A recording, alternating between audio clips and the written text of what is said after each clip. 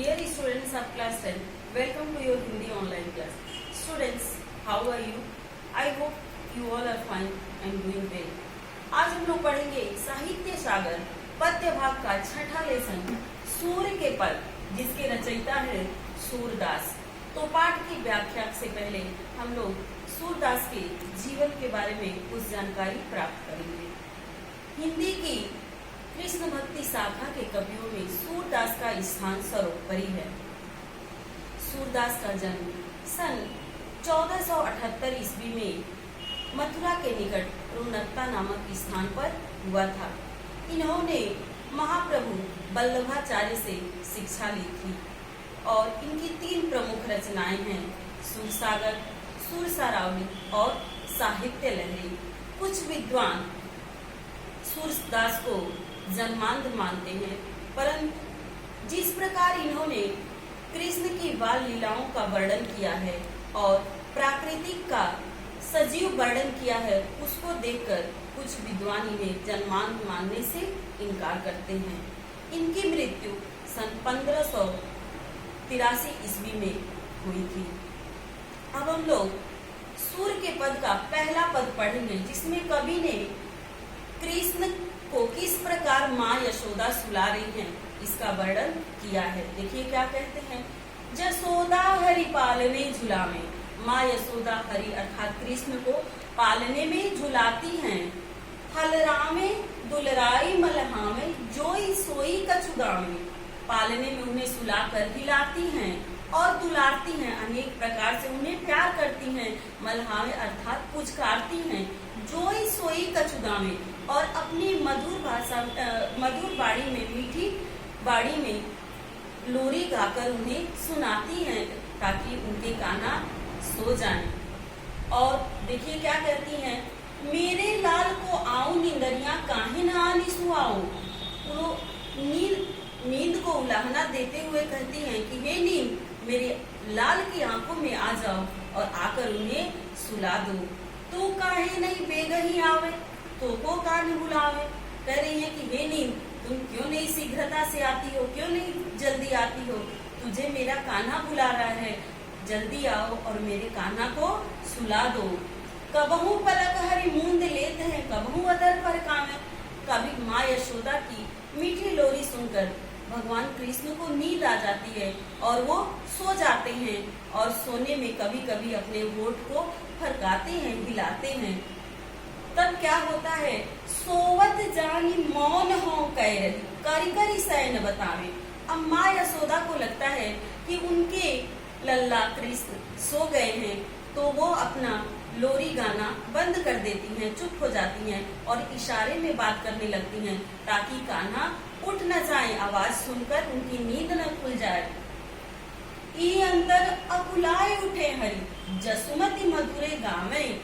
लेकिन जब माँ यशोदा जो है लोरी गाना बंद कर देती हैं, तो कृष्ण अकुलाकर उठ जाते हैं। और जब माँ यशोदा देखती हैं कि उनके कान्हा उठ गए हैं, तो वो पुनः लोरी गाना आरंभ कर देती हैं, तो तुरंत फिर से लोरी गाना शुरू कर देती हैं। तो यह अंतर अकुलाए उठे हरि, जसुमति मधुरे गावे। जब माँ यशोदा देखती हैं कि उनके कान्हा जो है उठ गए हैं, तो पुनः अपना लोरी गाना आरंभ कर देती हैं और उनके कृष्ण जो है, उनके कान्हा जो है सो जाते हैं। सूरदास क्या कहते हैं। जो सुख सुर अर्थात देवता अमर मुनि दुर्लभ, सो नंद भामिनी पावे। कि जिस सुख का अनुभव अमर मुनियों को नहीं हो सका, देवताओं को नहीं हो सका, आज उस सुख का अनुभव नंद भामिनी अर्थात नंद की पत्नी माँ यशोदा कर रही हैं। वो कृष्ण की बाल लीला की एक एक क्षण को महसूस कर रही हैं, देख रही हैं और अति प्रसन्न हैं उनके बाल लीलाओं को देखकर। दूसरा है, दूसरे पद में कवि ने यशोदा के द्वारा कृष्ण को माखन खिलाने का वर्णन किया है। किस प्रकार माँ यशोदा कृष्ण को माखन खिलाती हैं और माखन खाते समय कृष्ण की क्या प्रतिक्रिया होती है। देखिए क्या कहती हैं। खीजत जात माखन खात, कृष्ण को माँ यशोदा माखन खिलाती हैं क्योंकि भगवान कृष्ण को माखन बहुत पसंद है।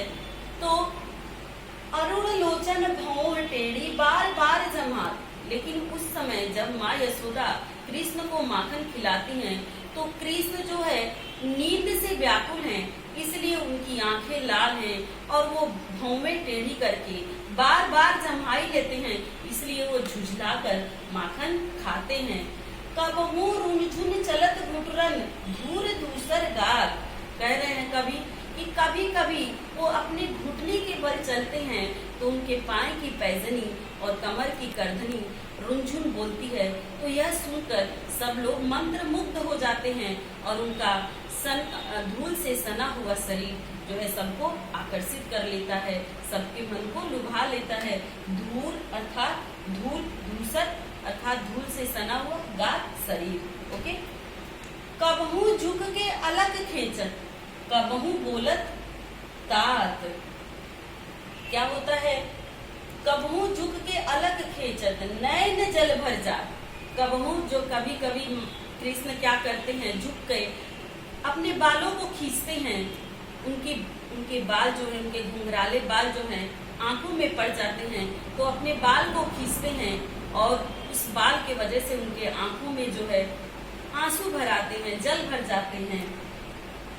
कबहू तुतरे बोल बोलत, और कभी जो है तूतली भाषा में कुछ कुछ बोलते हैं। कबहू बोलत तात, और कभी अपने नंद बाबा पिता को तात कर कर बुलाते हैं। सुर हरि की निरखी शोभा निमिक तजत न मात। सूरदास क्या कहते हैं कि हरि अर्थात कृष्ण की इस अद्भुत सौंदर्य को देखकर माँ यशोदा जो है एक पल के लिए भी उन्हें अपने आप से दूर नहीं करना चाहती हैं। अर्थात उन माँ यशोदा उन्हें इस प्रकार प्रेम करती हैं कि अपने आंखों से उन्हें एक क्षण के लिए भी ओझल नहीं होने देना चाहती हैं। तीसरा में क्या है, अब भगवान कृष्ण जो हैं थोड़े बड़े हो गए हैं, बोलने लगे हैं। अब वो चंद्रमा को मांगते हैं खेलने के लिए। वो खिलौना क्या चाहिए, तो चंद्रमा। देखिए कभी क्या कह रहे हैं कि मैया मेरी चंद्र खिलौना लई हो। भगवान कृष्ण जो है अपनी माँ से कह रहे हैं कि माँ मुझे चंद्रमा चाहिए खेलने के लिए, मुझे चंद्रमा दो खेलने के लिए। धौर के पैपान न करियो बेनी सिर न गुथइयो।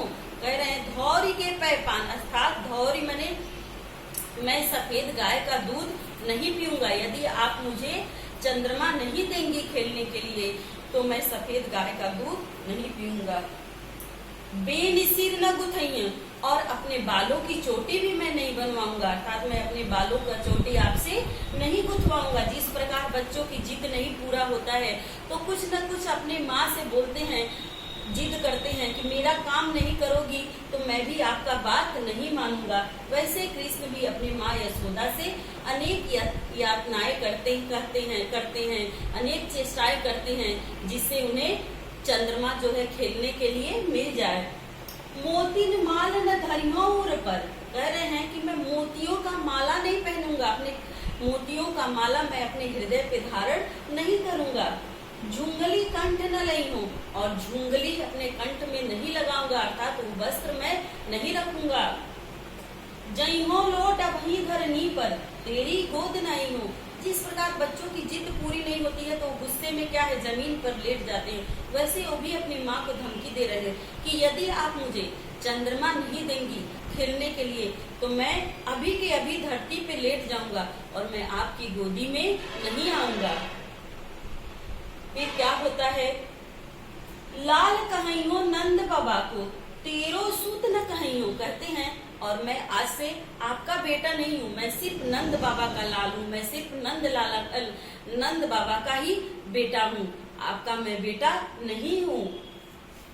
कान लाए कछु कहत जसोदा दावही नहीं सुनई हूँ। जब इतनी सारी उलाहना माँ यशोदा सुनती हैं तो क्या कहती हैं कि आप मेरे पास आओ, कान्हा मेरे पास आइए, मैं आपकी कान में एक बात कहूंगी, अन्यथा दाऊ जो आपके बड़े भाई हैं वो सुन लेंगे।